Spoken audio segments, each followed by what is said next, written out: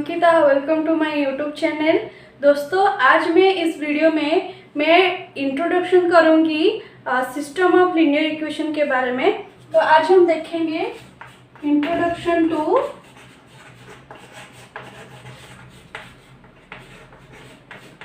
System of linear equation. System of linear equation. दोस्तों, ये topic में स्टार्ट करने से पहले मैं कुछ बताना चाहती हूँ। पहला क्वेश्चन ये आता है कि हम लीनियर इक्वेशन क्यों पढ़े, या हमारा जो लीनियर अलजेब्रा है हम इसको क्यों पढ़े। तो पहले तो फर्स्ट क्वेश्चन ये आएगा कि हम मैथमेटिक्स क्यों पढ़े। लेकिन आप देखेंगे तो डेली लाइफ में मैथमेटिक्स बहुत सारे यूज होता है, तो इसलिए हम मैथमेटिक्स पढ़ते हैं। लेकिन मैथमेटिक्स में लीनियर अलजेब्रा क्यों पढ़े, ये बहुत ही इंटरेस्टिंग बात है। ठीक है दोस्तों, तो पहला क्या होता है, हम स्कूल में क्या पढ़े थे, a1x1 plus a2x2 is equal to alpha. हमारे पास ऐसे भी एक इक्वेशन होता है। And another equation is b1x1 b2x2 is equal to beta. तो सपोज हमारे पास ये दो इक्वेशन है एंड उसको सॉल्व करना है। सॉल्व करने का मतलब क्या है, यहाँ पे x1 एंड x2 ये अननोन्स है। मतलब यहाँ पे a1 b1 a2 b2 alpha beta हमको गिवन होता है, लेकिन x1 एंड x2 हमको पता नहीं होता है। हमारा काम क्या है, हम x1 एंड x2 को फाइंड आउट करते हैं। तो यहाँ पे हम जो मेथड है हमारे स्कूल में पढ़े थे, तो उस मेथड को यूज करके हम फाइंड आउट कर लेते हैं। x1 का वैल्यू a एंड x2 का वैल्यू सपोज b होता है। तो ऐसे कोई नंबर्स होता है तो ये हमको फाइंड आउट हो जाता है। लेकिन दोस्तों, अगर हमारे पास ऐसे x1 x2 x3 इससे बहुत सारे अगर अननोन्स हमारे पास होता है, फिर हमारे पास इक्वेशन भी बहुत सारे आ जाता है। लेकिन वहाँ पे जो मेथड होता है वो बहुत ही लेंदी हो जाता है, जब हमारे पास बहुत सारे इक्वेशंस एंड बहुत सारे अननोन्स आ जाता है। लेकिन अगर हम लीनियर अलजेब्रा पढ़ेंगे तो लीनियर अलजेब्रा में क्या होता है, हम इस इक्वेशन को मैट्रिक्स में फॉर्म करके हम इसको इजीली सॉल्व कर सकते हैं एंड बहुत ही कम टाइम में हम इसको फाइंड आउट कर सकते हैं। तो दोस्तों, आज मैं इंट्रोडक्शन करूंगी लीनियर इक्वेशन क्या है एंड लीनियर इक्वेशन को हम कैसे लिखते हैं। तो इस बारे में मैं आपको डिटेल से ही बताऊंगी, तो मेरी वीडियो को लास्ट तक जरूर देखना। तो हम स्टार्ट करते हैं। A linear equation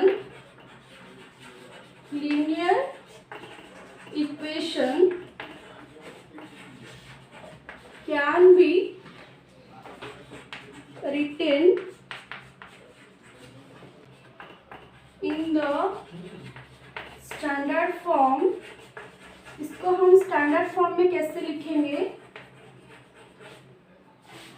a1 x1 plus a2 x2 plus इससे हम अप टू कैसे कितने तक लिख सकते हैं, an xn is equal to b।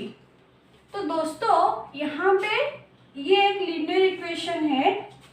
Linear equation हम कैसे बोलेंगे, अगर एक पॉलिनोमियल की हाईएस्ट ऑर्डर 1 हो तो उसको हम लीनियर इक्वेशन बोल सकते हैं। तो दोस्तों, यहाँ पे होयर हम क्या लिख सकते हैं, where a1 a2 an and b are constants. ये सब कुछ कांस्टेंट है, constants, and x1 x2 up to xn are unknowns of this linear equation। ये जो linear equation है उस linear equation की ये n टर्म्स या n टर्म्स unknowns है।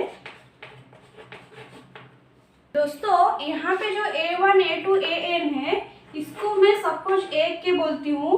अगर इस a के क्या है, द constants a के is called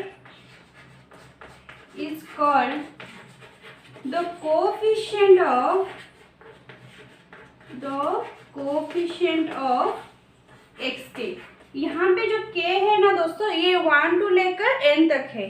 तो यहाँ पे k is equal to 1 to 3 up to n तक है। तो यहाँ पे हम कुछ आइडिया आ गया है कि लीनियर अलजेब्रा को हम किस तरह लिख सकते हैं। एंड यहाँ पे जो b है ना दोस्तों, b को हम कांस्टेंट टर्म बोलेंगे। इस इक्वेशन को b को हम क्या बोलेंगे? Constant term of the linear equation. दोस्तों अभी हम क्या करेंगे, जो लीनियर इक्वेशन लिखे थे, हम सपोज ये मान लेंगे कि वो लीनियर इक्वेशन का जो सॉल्यूशन है वो क्या क्या है। Suppose the solution of this linear equation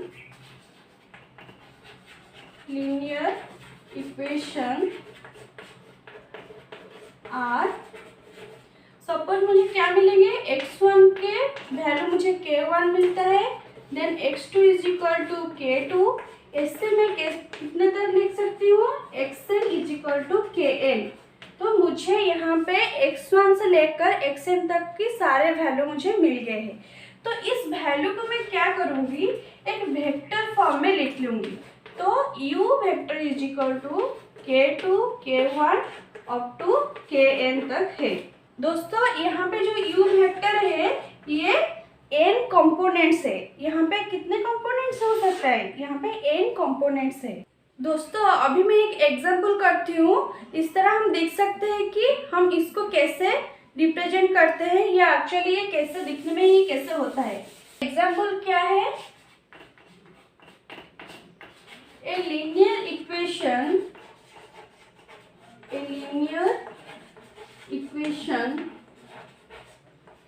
with 3 unknowns। यहाँ पे 3 unknowns है, 3 unknowns x, y, z is given by x plus 2y minus 3z equal to 6। इस इक्वेशन को मैं 1 दे देती हूँ, इक्वेशन 1। तो दोस्तों यहाँ पे 3 अननोन से कैसे, ये x एक अननोन है, y है, z है। तो यहाँ पे 3 अननोन से सपोज मैं यहाँ पे क्या करती हूँ, सपोज मैं यहाँ पे x is equal to 5, y is equal to 2 and z is equal to मैं 1 पुट करूँगी। तो मैं देखूंगी कि ये एक सॉल्यूशन हो रहा है कि नहीं। तो ये इक्वेशन 1 क्या फॉर्मूला आएगा, 5 plus 2 into 2 then minus 3 into 1 is equal to 6। तो इसको मैं जब सॉल्व करूंगी, 5 plus 4 minus 3 is equal to 6, then 9 minus 3 is equal to 6, then it is equal to 6 equal to 6। तो दोस्तों यहाँ पे हम देख पा रहे हैं कि यहाँ पे जो इक्वेशन हमको मिल रहा है ये सेटिस्फाई हो गया है, मतलब 6 इक्वल टू 6 हो सकता है। तो यहाँ पे मैं क्या बोल सकती हूँ, क्या होता है, जो मैं वेक्टर ली हूँ, सपोज उसको मैं u वेक्टर लिख लेती हूँ।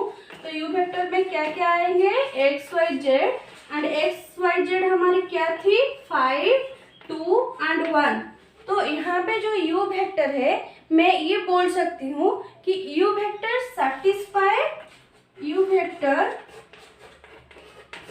satisfied the given linear equation। तो ये भी एक सॉल्यूशन हो सकता है given linear equation।